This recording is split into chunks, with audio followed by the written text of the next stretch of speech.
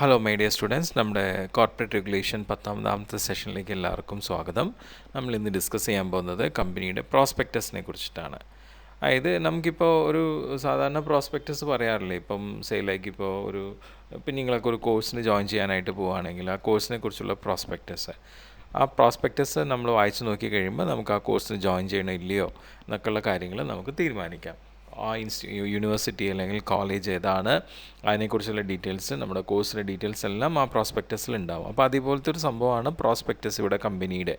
അപ്പം ഈ ഒരു പ്രോസ്പെക്ടസ് നമ്മുടെ കമ്പനിയുടെ ഒരു ലീഗൽ ഡോക്യുമെൻ്റാണ്. എന്താണ് ആ ലീഗൽ ഡോക്യുമെൻറ്റിൽ പറയുന്നത്? ഇതിൽ നമ്മുടെ കമ്പനിയുടെ സെക്യൂരിറ്റീസ്, അതായത് കമ്പനിയുടെ അവരിപ്പോൾ നമ്മൾ പുറത്തുനിന്ന് ഈ പറയുന്ന കമ്പനിയിലേക്ക് ഇൻവെസ്റ്റ് ചെയ്യാനുള്ള രീതികൾ ആണ് അതിൽ വ്യക്തമായിട്ട് പറയുന്നത്. പല രീതിയിൽ ഇപ്പോൾ ഷെയർസ് ആയിട്ട്, ഡിബെഞ്ചേഴ്സ് ആയിട്ടൊക്കെ എടുക്കാം. അതുകൊണ്ടാണ് അതിന് മൊത്തത്തിൽ സെക്യൂരിറ്റീസ് എന്ന് പറയുന്നത്. അത് എത്രയാണ് സെക്യൂരിറ്റീസ്, ഇപ്പം ഡിബെഞ്ചേഴ്സ് എത്രയാണ് ഉള്ളത്, ഷെയർസ് എത്രയാണുള്ളത്, സെയിലിന് വേണ്ടിയിട്ടുള്ളത്, ആർക്ക് വേണമെങ്കിൽ വാങ്ങിക്കാം എന്നുള്ള രീതിയിൽ അതിനെക്കുറിച്ചുള്ള വ്യക്തമായിട്ടുള്ള കാര്യങ്ങളാണ് ഈ ലീഗൽ ഡോക്യുമെൻ്റ് ആയിട്ടുള്ള പ്രോസ്പെക്ടസിൽ പറയുന്നത്.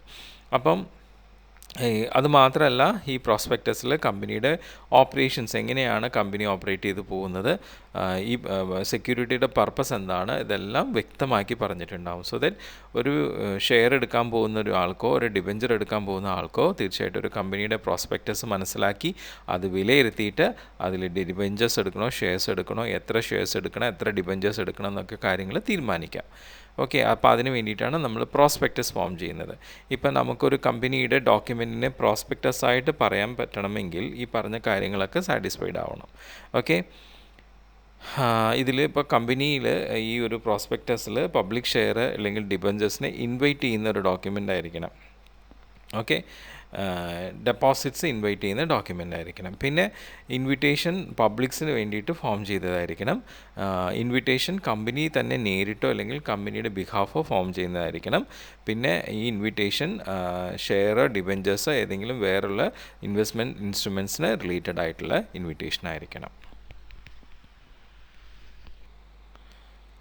ഇപ്പോൾ ഏതൊക്കെ കമ്പനീസാണ് പ്രോസ്പെക്ടസ് ഇഷ്യൂ ചെയ്യാൻ പറ്റുക എന്നുള്ളത് നോക്കാം. തീർച്ചയായിട്ടും നമുക്ക് പബ്ലിക് ലിസ്റ്റഡ് കമ്പനി, അല്ലെ, ഒരു പബ്ലിക് കമ്പനിക്ക് എന്തായാലും അവരുടെ ഇൻവെസ്റ്റ്മെൻറ്റ് പുറത്ത് പബ്ലിക്സിൽ നിന്നാണ് കിട്ടേണ്ടത്. അപ്പോൾ അതിന് വേണ്ടിയിട്ട് തീർച്ചയായിട്ടും അവർ ഓഫർ ചെയ്യുന്ന ഷെയർസും ഡിബെഞ്ചേഴ്സിന് വേണ്ടിയിട്ട് പ്രോസ്പെക്ടസ് ഇഷ്യൂ ചെയ്യാം. പക്ഷേ ഒരിക്കലും ഒരു പ്രൈവറ്റ് കമ്പനിക്ക് എന്ത് ചെയ്യാൻ പറ്റില്ല, പബ്ലിക്കായിട്ട് അവരുടെ പ്രോസ്പെക്ടസ് ഇഷ്യൂ ചെയ്യാനായിട്ട് പറ്റില്ല. ദാറ്റ് മീൻസ് പബ്ലിക്സിന് അവർക്ക് അവരുടെ ഷെയർസും ഡിബെഞ്ചേഴ്സിനും സബ്സ്ക്രൈബ് ചെയ്യാനായിട്ട്, ഇൻവൈറ്റ് ചെയ്യാനായിട്ട് യാതൊരു അധികാരവും പ്രൈവറ്റ് കമ്പനീസിനില്ല.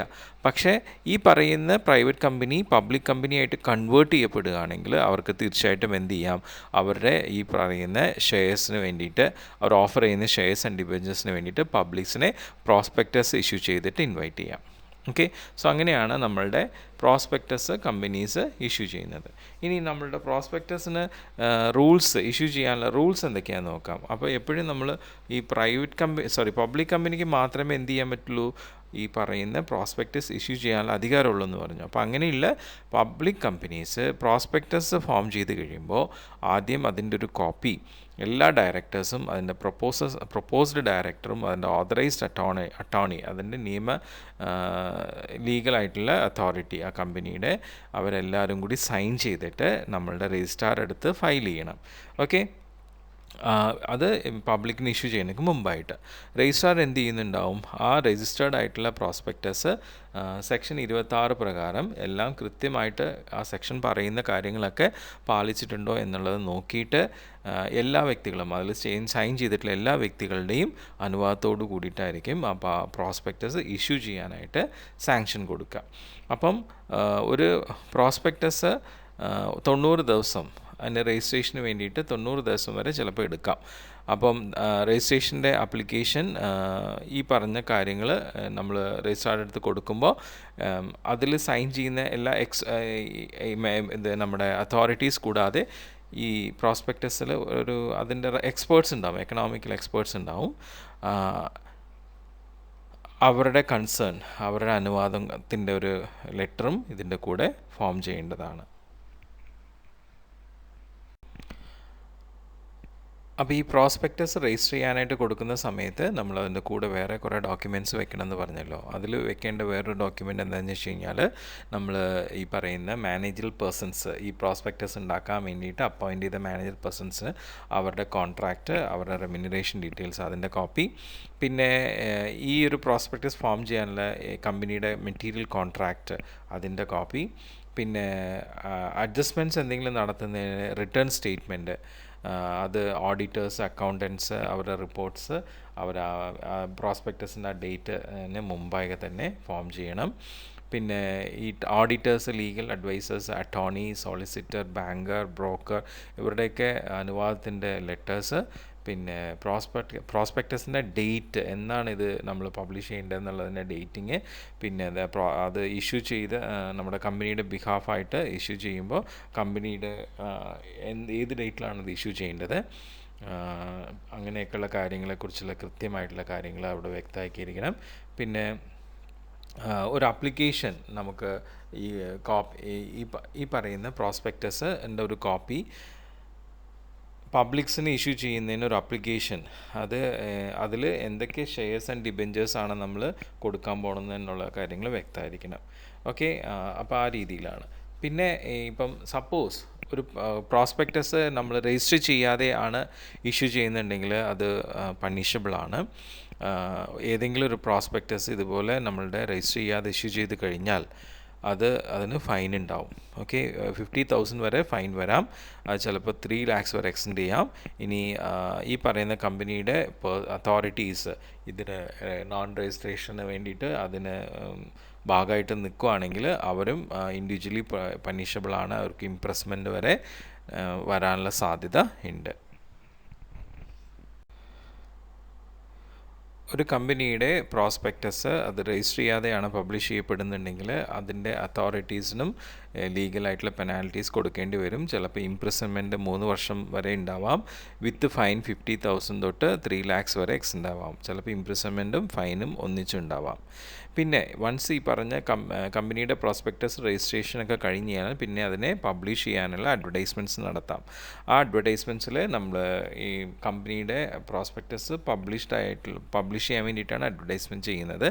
അതിൽ എല്ലാ നെസസറി ആയിട്ടുള്ള കണ്ടൻസും അതിൽ ഉൾപ്പെടുത്തിയിരിക്കണം. പ്രത്യേകിച്ചും അവരുടെ മെമ്മറാണ്ടത്തിൻ്റെ കാര്യങ്ങൾ, അതിൽ കമ്പനിയുടെ ഒബ്ജക്റ്റീവ്സ് മാത്രമല്ലാതെ കമ്പനിയുടെ മെമ്പേഴ്സ്, അവരുടെ ഓരോരുത്തരുടെ ലയബിലിറ്റീസ്, ഷെയർ ക്യാപിറ്റലിൻ്റെ ഡീറ്റെയിൽസ്, പിന്നെ ഈ കമ്പനിയിൽ സൈനിങ് അതോറിറ്റീസിൻ്റെ പേരുകൾ, മെമ്മറാണ്ടത്തിൽ സൈനിങ് അതോറിറ്റീസിൻ്റെ പേരുകൾ, എത്ര ഷെയർസ്, നമ്പർ ഓഫ് ഷെയർസാണ് സബ്സ്ക്രൈബ് ചെയ്യാനുള്ളത്, അതിൻ്റെ ക്യാപിറ്റൽ സ്ട്രക്ചർ, ഇത്രയും കാര്യങ്ങളെല്ലാം പ്രോസ്പെക്ടസ് അഡ്വർടൈസ്മെൻറ്റ് ചെയ്യുമ്പോൾ അതിൽ ഉൾപ്പെടുത്തേണ്ടതാണ്. പിന്നെ ഇത് കൂടാതെ വേറൊരു സംഭവമുണ്ട്, ഇൻഫർമേഷൻ മെമ്മറാണ്ടം. അത് ഒരു പർട്ടിക്കുലർ പ്രോസ്പെക്ടസിന് വേണ്ടിയിട്ട് നമ്മൾ യൂസ് ചെയ്യുന്നതാണ്, ഷെൽഫ് പ്രോസ്പെക്ടസ്. ആ ഷെൽഫ് പ്രോസ്പെക്ടസിനെ കുറിച്ച് നമ്മൾ പിന്നീട് പഠിക്കുന്നുണ്ട്. അപ്പം എപ്പോഴെങ്കിലും ഒരു കമ്പനി ഒരു ഷെൽഫ് പ്രോസ്പെക്ടസ് പ്ലാൻ ചെയ്യുന്നുണ്ടെങ്കിൽ അവർ നിർബന്ധമായിട്ടും ഈ പറയുന്ന ഇൻഫർമേഷൻ മെമ്മറാണ്ടം ഫയൽ ചെയ്തിരിക്കണം. ഇൻഫർമേഷൻ മെമ്മറാണ്ടത്തിൽ ബേസിക്കായിട്ട് നമ്മളുടെ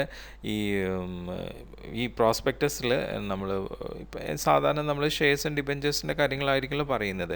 അപ്പോൾ അതിന് റിലേറ്റഡ് ആയിട്ട് വരുന്ന ചാർജസ്, അതിൻ്റെ പുതിയ ചാർജസ്, അതിലുള്ള ചേഞ്ചസ്, ആ ഫിനാൻഷ്യൽ പൊസിഷൻ കമ്പനിയുടെ വരുന്ന ചേഞ്ചസ്, അങ്ങനത്തെ കാര്യങ്ങളൊക്കെ കറക്റ്റ് ടൈമിലി മെൻഷൻ ചെയ്യുന്നതിന് വേണ്ടിയിട്ടാണ് ഇൻഫർമേഷൻ മെമ്മറാണ്ടം ഫോം ചെയ്യുന്നത്.